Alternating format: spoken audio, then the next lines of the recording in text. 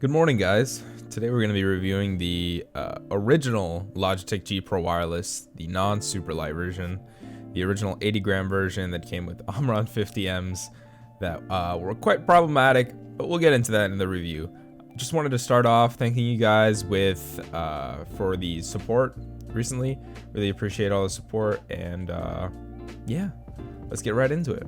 So, starting off with the shape of this mouse.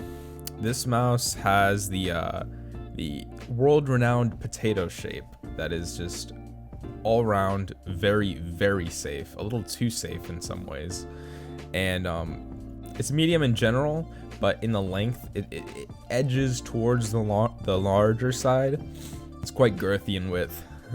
There's almost no comfort curves with the grip. Like they curve inward just a little bit, like barely enough, for me at least. There's a middle hump with a very palm-filling back. So the back fills your palm when you claw it really well, or when you palm, I guess. And yeah, it's got the middle hump, good for all grip styles really. Probably need a bigger hand for fingertip, but it'll work. There's also almost like no comfort grooves in the buttons, although they kind of tried, I guess. I guess they wanted to go halfway with both.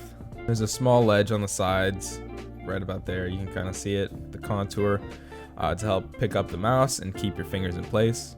For me, claw is the most comfortable to play with on this mouse, just because it fits my hand better and it gives me the most control when trying to flick around. The universal shape will probably work for everybody in some way, shape, or form. And it's nothing special. It's a little too safe for my choosing. I think, this is, everybody can use this, but at the same time, it doesn't do anything best. Next up, we have the buttons. So the buttons are either Omron 50Ms or there's a small chance that they're Omron 20Ms since this is one of the later batches. The buttons feel quite mushy. Let me do a little button test.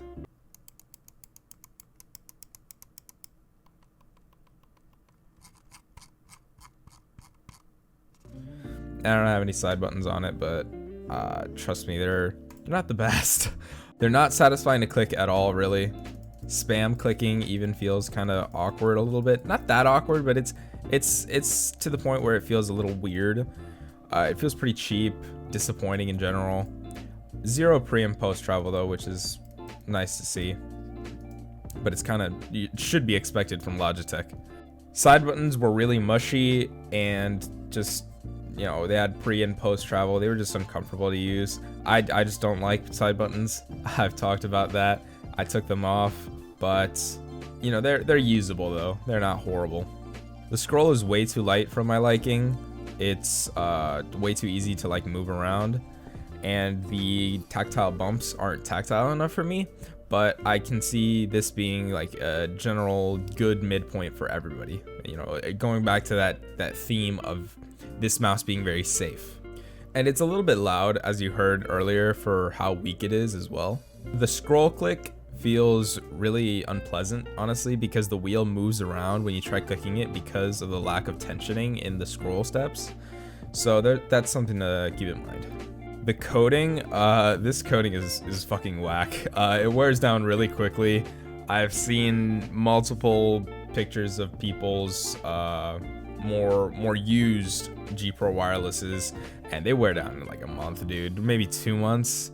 2 months they'll be wear down, shiny and stuff.